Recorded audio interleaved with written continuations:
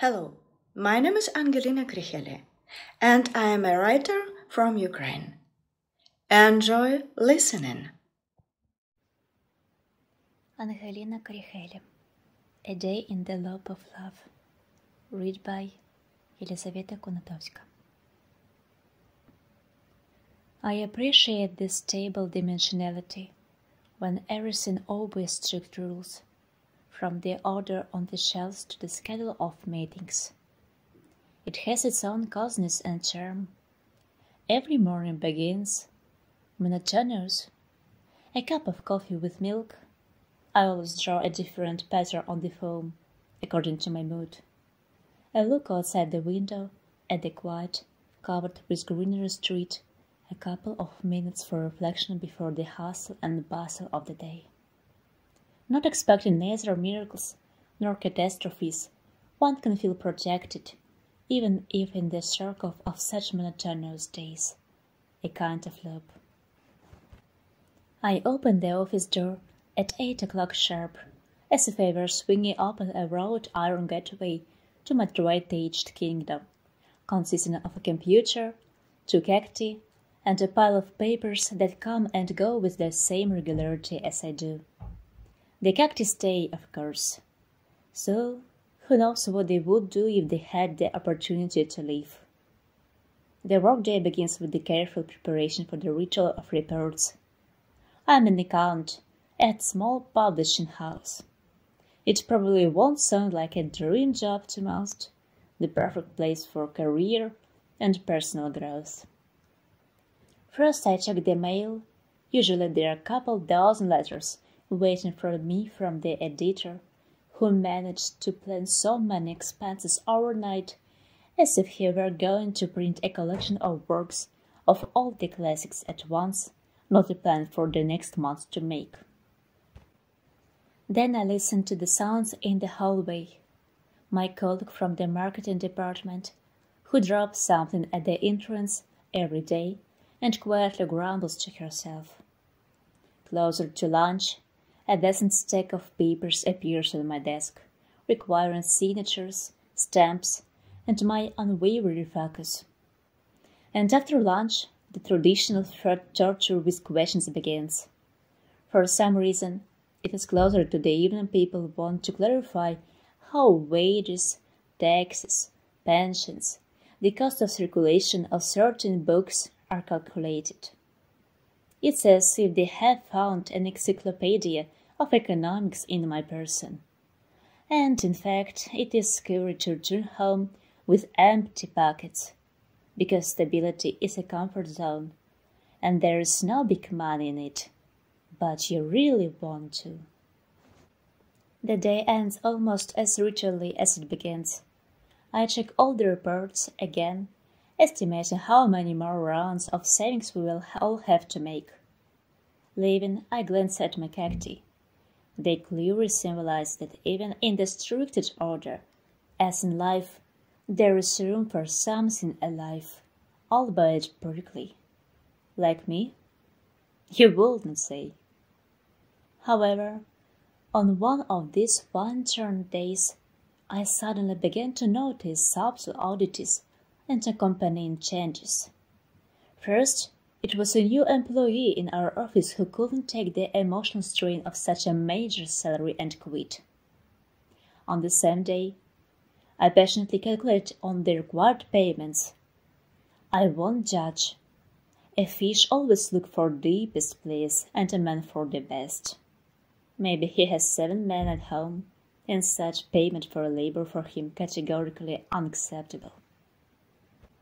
I sneak a peek at him. His eyelashes are so long that they curve in a beautiful arc, and eyes like painted eyes. But he looked very confused. Didn't he find his calling in life by the time he was 30? Also, yes, the girls in my class also didn't believe that I dreamed of becoming an economist from childhood. I'm sorry to see him go. Charming, polite. Our late girl dropped her bag at the entrance, as usual. He rushed to pick it up to give it to her.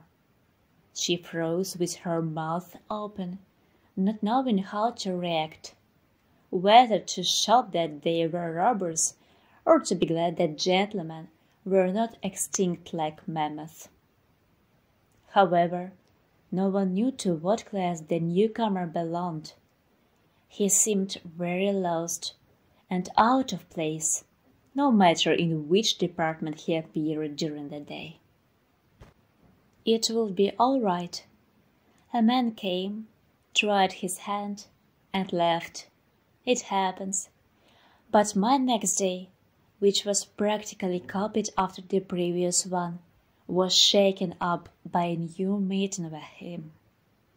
The sun was shining through the windows, creating a warm, cozy atmosphere in the cafe, where I decided to look in the lunch break, tired of listening to the promotional prices for a new collection of underwear.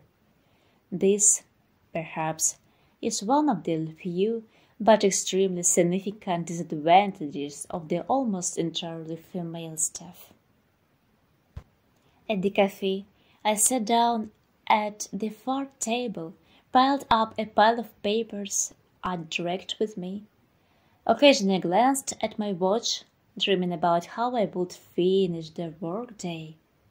And then he walked in. He was tall, with careless hair, and a slight smile that seemed to flood the space around me with light. Stunned, I stared at the man absentmindedly. How could he be transformed himself from insecure yesterday to so confident today? Just in case, I wiped my eyes, deciding it was time to stop recycling. You can't endlessly cover the shortcomings in other areas of life by working. I can feel my heart speeding up against my will. He orders coffee, and, as if by magic, our gazes meet. I freeze, as if time has stopped. The feeling that this is this moment I should walk up to him and talk to him overwhelms me. Before I realized what was happening, I found myself standing at the barista's table.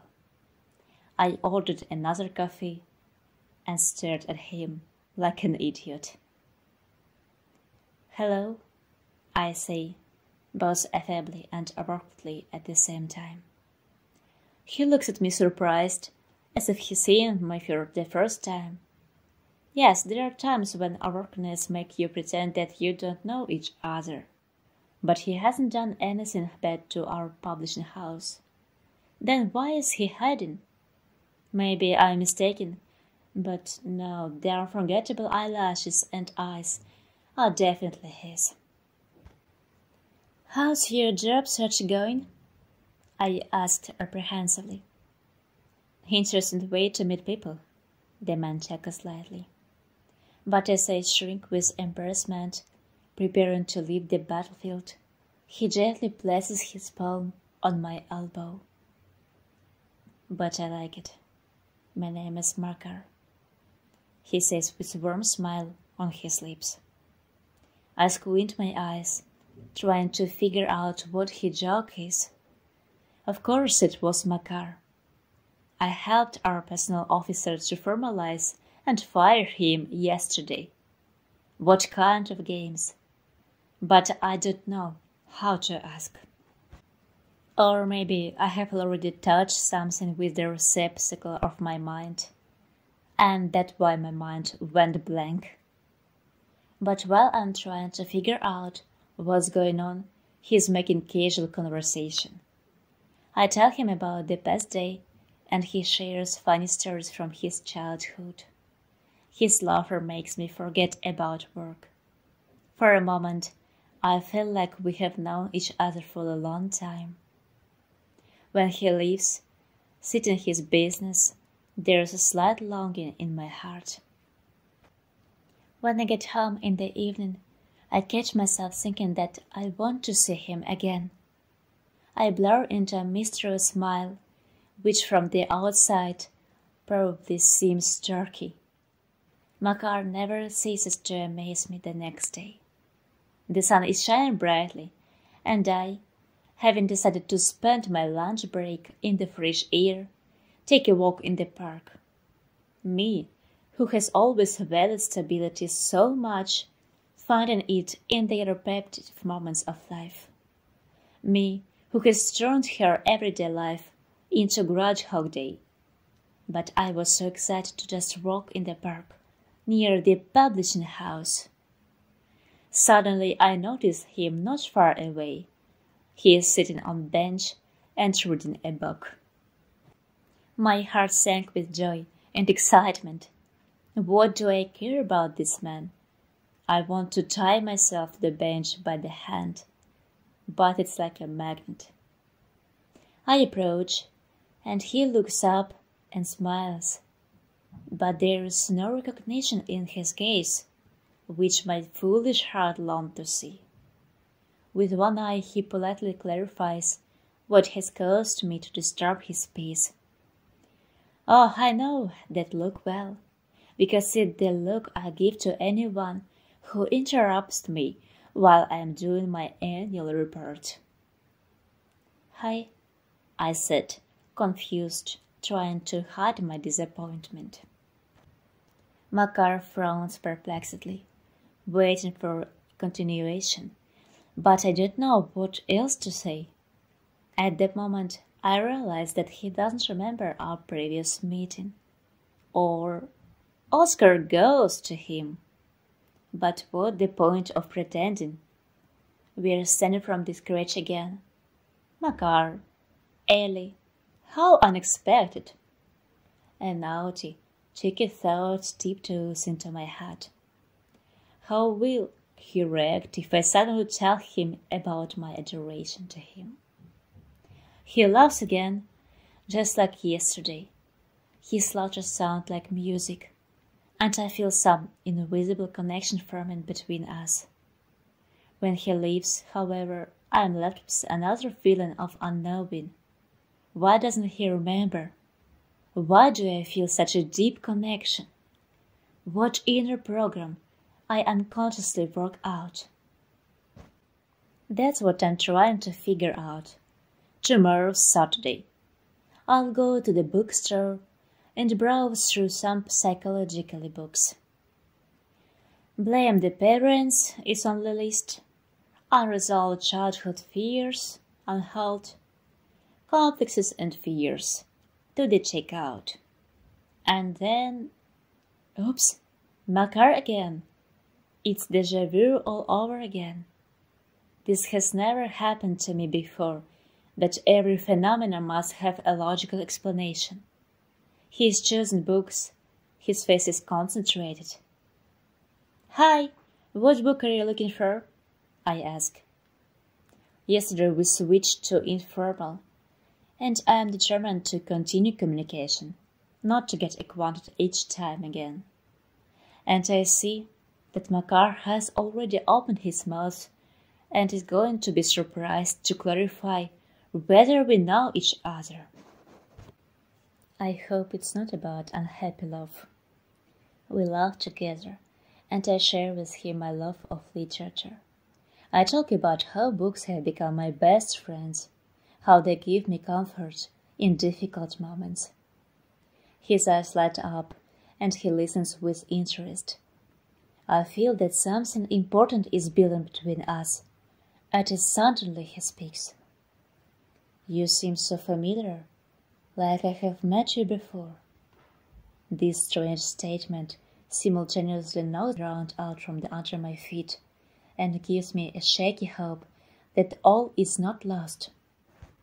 I don't know why I am so attached, so attracted to this man, but I desperately don't want to say goodbye, because he doesn't ask for my phone number, and I do not want to impose. What are the chances of seeing him again any time soon? Very, very slim. It's amazing, but every time Makar seemed to appear to me as a different person, but I could have sworn it was the same man, and I seemed to be experienced a real Groundhog Day. I can't even risk going to my psychologist with such suspicious. But how is it possible? Here he is, a man in whom at first sight, intuitively and inscrutably, I recognize something native, as if long awaited, and every time in my heart it clicks. Here he is, the one, and inner voice my own, or maybe the voice of my subconscious, whispered that I'm not wrong, that this is not just a chance encounter, but something important, valuable, capable of changing everything. But with that comes anxiety. I already know that he'll forget, that everything will disappear again, like candy that dissolves, leaving only a slight aftertaste.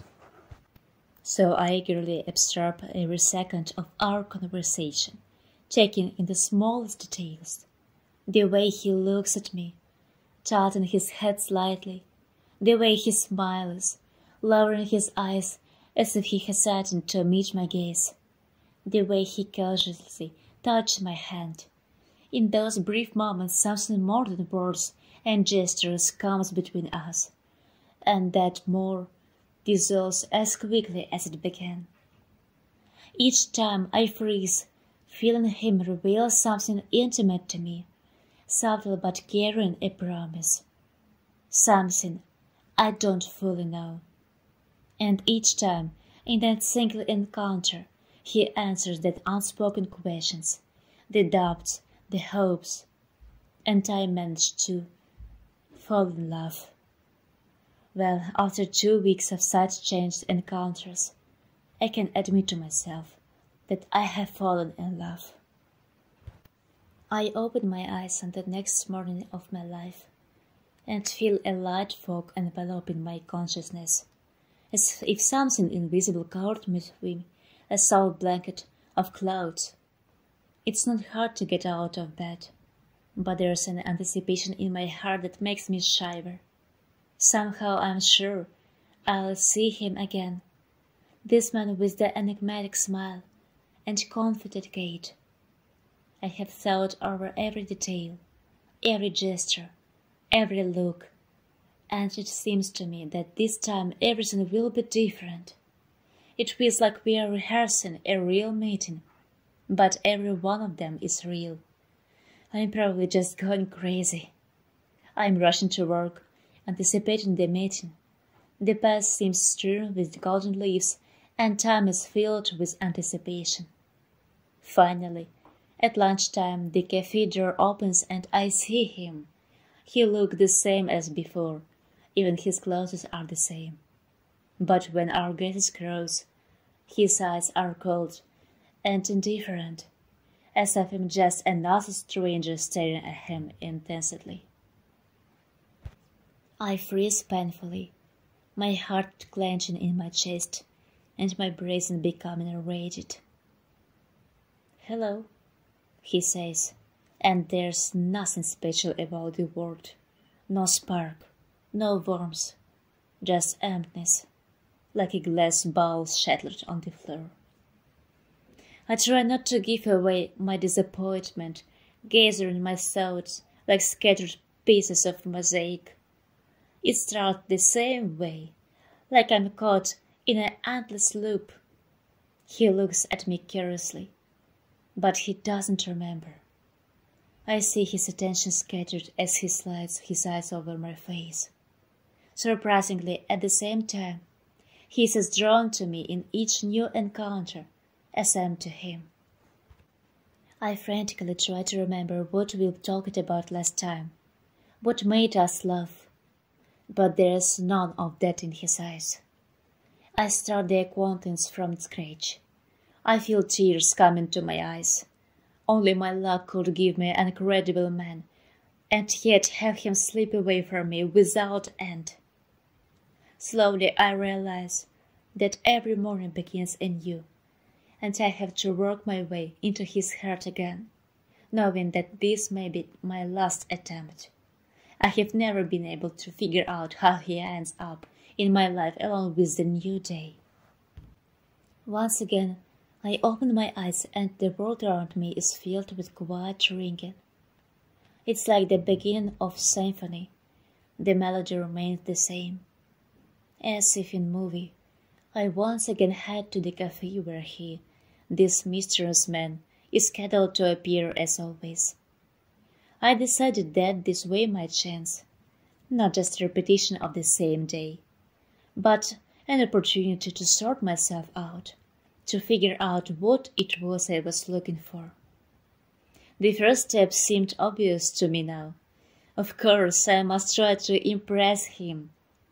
I chose a bright dress that I feel confident in.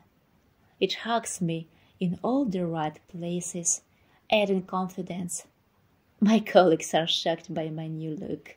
The cat is terrified and refuses to recognize its owner. My dears, I am in shock myself. But I must finally change something. When I enter the cafe, my heart is pounding in a rhythm of anticipation. I sit at the table watching the entrance. There he is. He laughs again, just like yesterday. His laughter sounds like music, and I feel some invisible connection forming between us. When he leaves, however, I am left with another feeling of unknowing. Why doesn't he remember? Why do I feel such a deep connection? What inner program I unconsciously work out? That's what I'm trying to figure out. Tomorrow, Saturday, I'll go to the bookstore and browse through some psychological books. Blame the parents is on the list.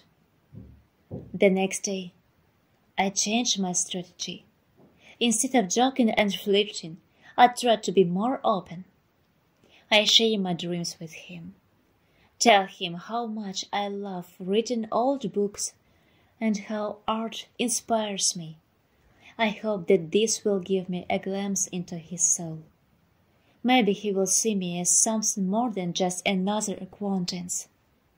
I realize it all feels like an endless dance where I take one step forward and he takes two back. Every new day I try something new. Sometimes I try to ignore him, but in the end I always come back like a moth to a flame. As if there is some hope in that movement that one day he'll remember. I even close my eyes and imagine that he'll see me as I am, and there will be that spark in his eyes, and that I lack. But day after day passes, and every time I look into his face, I see only an endless reflection of my longing. It's like he's seen me for the first time, every time, and everything that happened between us. Isn't it a deception? Every day starts from scratch, and it breaks my heart all over again. At some point, I feel like I'm losing myself in this game, trying to win him over, forgetting who I really am. Maybe it's not just him, but what I'm looking for in myself. How many layers do I have to peel away to realize my true self? Each new approach, each new hope is not just an attempt to win him over, but a chance to look into myself, my fears, and my dreams. My hope is that one day, perhaps some other day, I can break the cycle and discover that true love begins with accepting myself. To recover a bit, I decide to take a vacation, to disappear for a while from our cafe, to break the well-oiled mechanism of a Groundhog Day. I buy tickets to a fine art exhibition and go to enjoy the works of contemporary artists. Yeah, here's the Wilhelm de Kooning of our day, and here we have Picasso, and someone who decided to repeat Malevich and Newman with his Light of Anna. What am I doing here? No, I am not the one who just asked the question. I'll turn around and flinch, because my car is standing next to me. You know, he says, sometimes it's important to just stop and feel. I remember something when I look at these paintings.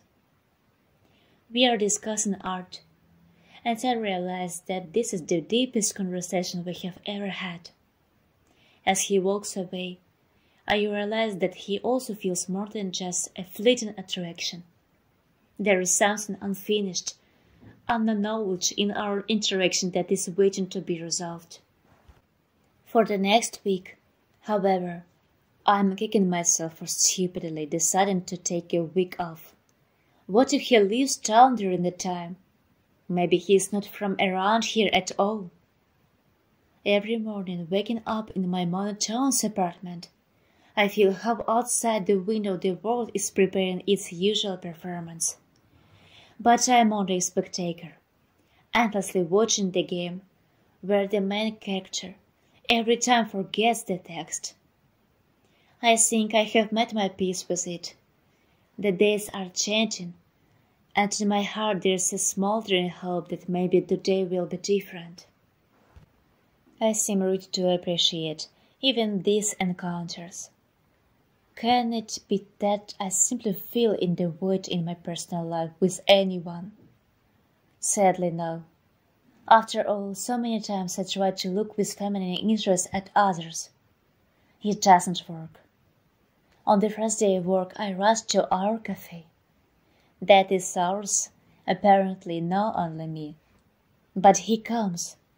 He enters, as always, as if lighting up the room with his presence. I exhale with relief. My car hasn't disappeared. He did not leave. He didn't dream me. I didn't make him up. This time, oh wonder, I noticed something unusual in his eyes. It's not the cold politeness of a stranger, but a kind of curiosity in which a shadow of a memory slips through. I realize I need to take this to the next level.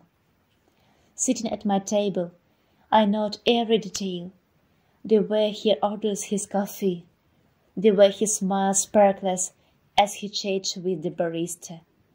He's not too sure why I have to ask for his name every time, but professional ethics dictate that he nods, smiles, and politely points to the badge on his chest. My car doesn't notice that I'm looking at him, absorbing every moment, memorizing his mannerism, his voice. It's like a painting. I'm painting in my mind. Hi, I'm here again, I say, and for a moment I think he lingers his gaze on me longer than usual. I see his eyebrows raise, the way he listens. There is something special about this day. It's as if the space around us is pulsing, changing, as if time itself is trying to slow down, to give us a chance to really hear each other. I talk about myself, about my dreams, about how I love autumn with its bright colors and soft light. I don't know how many times I tell him. I see his eyes become more attentive, and he begins to hear not only my words, but also the emotions I put into them. I don't know what tomorrow holds, but I feel like this day gives me more than just repetition. Perhaps cyclicity isn't just a person of my mind, but an opportunity to figure out how to connect more deeply, emotionally, intimately with someone who really matters. I can't let go of the idea that we may be on the brink of something great, and each new step could be the beginning of a new story. But we say goodbye again. I dumbly wave in my way a job that is no longer too so satisfying. Man is a one-tasker, after all, not in terms of getting things done. That's where I'm 100-armed Shiva. But if there is an increase in one area, their unmediated increase is another. Having received a reprimand from the chief for the first time in my life about an error in the report, I sent my hat in ashes and resolutely promised myself that tomorrow's meeting will be the last. Either he will stop creating an aura of mystery and impregnability around him, or I will stop noticing him. This time, I wouldn't dwell on what would happen next. I'll get off my worries that come from deep within and spend this day as if it were my last. Getting out of bed, I decided to dress, not just to conform to the usual standards, but to express myself. I chose my favorite dress, soft and airy. I ran my hand over the fabric, feeling the familiar lightness and confidence started in my heart. Today I will be the real Ellie, without masks and without expectations. As I made my morning coffee, I froze for a moment, inhaling the aroma that filled the kitchen. My thoughts drifted to him, the man, who was the part of my day every time, even if he didn't remember who I was. The thought no longer made me sad. I understood. Something in his gaze, in the way he showed interest, would be unique. No longer would I impose my scripts on him, but simply let go of whatever was troubling me. Each step down the road was filled with new meaning. I felt like the universe had decided to grace me with an unexpected turn of events. When I entered the cafe again, at lunchtime, my heart beat faster. He was already sitting at our table, and something in his expression has changed. I noticed that something familiar in his eyes, as if he already knew me. It was surprising and uncertain at the same time. I walked toward him, taking my time, letting every detail of the moment sink into my memory. "Hi," I said with a smile. All my hope and desire to be near him was hidden in that simple word. He looked up, and I saw his face light up with understanding. His smile was wider, and there was a confidence in his voice that hadn't been there before. He spoke my name, and for a moment time stopped. I could not contain my joy that he remembered, but it wasn't just a memory. It was a realization. "I have been waiting for you," he said, as if it was as natural as we met every day. His gaze was deep and attentive, and for a moment I thought he saw me as I was, with my fears and hopes, my fleeting smiles and tears, that I hid in the shadows of my heart. My God, what does he remember of all the things I have said to him? "Ellie," he said, and his voice sounded like he was saying my name for the first time, opening a new chapter of our story. In his eyes, full of amazement, I noticed memories surfacing. "I remember," he said with a quiet joy in his voice, and it was like waking out from a long sleep. "I remember how we met at the cafe. How you laughed, how you talked about your dreams and fears. I remember how you looked at me, and the world around you seemed to disappear. I felt a wave of warmth come over me and take my breath away. So it wasn't just me. He also was driven here by a magnetic desire to see me again. I felt my heart fill with light, because he finally realized that everything we had been through hadn't been for nothing. We weren't just dating," he continued, his voice more confident. "We were looking for each other. And now I realize that all those days, all those repetitions, were necessary to make us real. It was as if the universe itself had pulled itself together to give us this moment." I don't want to say goodbye, I said. My voice was determined. You're going to leave now, and I'll go back to wandering. I'm afraid that I won't see you again. Or that I will, but you won't know again. Makar, at least tell me now, what kind of game are you playing? He leaned closer, and I could feel his warmth, his hope, his tenderness. Past disappointments seemed to dissolve, and I realized that there was a bond between us that was strong and timeless. It had tested us to the fullest. Let's just start over, he said, and there was the sincerity in his eyes that I'd been looking for all these days. Ellie. There was a mute plea in his gaze. Ellie, my darling. He put his hand over my palm, making my body tremble and burn. This is not a game. Suddenly he lowered his head ashamedly, as if he was going to say something that would make him feel embarrassed. Is he really married? Is that why he pretended not to know me? We are not lovers. At least there was no physical connection between us. A mental connection is not embarrassing and somehow not considered cheating. But if that's what he was doing, it's really mean. What I heard the next second was shocking. My whole life consists of this dominant attempt to memorize. I go back to the same place where my soul is warm and try to remember again and again. But in the morning, I don't remember anything. Why?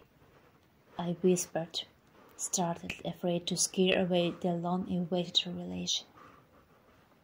I have anterograde amnesia. He raised his head, looking almost defiant. What does that mean? I frowned, not knowing anything about medical terminology. Makar passionately explained. It can be a different period of time in the present, which I forget, but I'll remember in a week later, a month later, maybe even a year later. I used to get terribly annoyed about it, but my therapist, who decided to study an interesting case, taught me, helped me develop a calming mechanism. And then my mind found a beacon, an anchor that it came back to the day after day. And you were so patient with me. I don't understand. I shook my head dazedly, emotionally close to running away. I couldn't remember anything, so I realized the days were changing. But I was endlessly drawn unknowingly to where you would be. I don't know how it works. Makar lamented, shitting onto my couch at the coffee table. But now, I remember the first 2 weeks of our acquaintance. He grinned good-naturedly. I blushed, because in front of my mental gaze, one after another flashed pictures of my shame.